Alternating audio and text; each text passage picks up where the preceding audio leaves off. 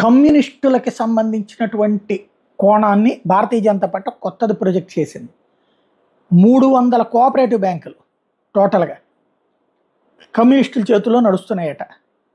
ఇందులో 1,00,000 కోట్ల రూపాయలు డిపాజిట్ అయి ఉన్నాయట. ఇవన్నీ కూడా వాళ్ళకే లోన్స్ ఇచ్చుకోవడం, అవి పక్కదోవ పట్టించండి. సామాన్యులకు కాకుండా ఆ పార్టీ లాయలిస్టులు అయితే మాత్రమే చేస్తారు. ఇప్పటిదాకా so far we have return around 70,000 crore to the rightful owners. ఇది ఇట్లాగ కమ్యూనిస్టుల గుప్పెట్లో ఉన్నటువంటి కోఆపరేటివ్ బ్యాంకింగ్ సెక్టార్ నుంచి ఇప్పటికి ఒక 17,000 కోట్లు మాత్రం యువతలకి తేగలిగామంటూ తాజాగా నరేంద్ర మోడీ చెప్తున్నటువంటి అంశం.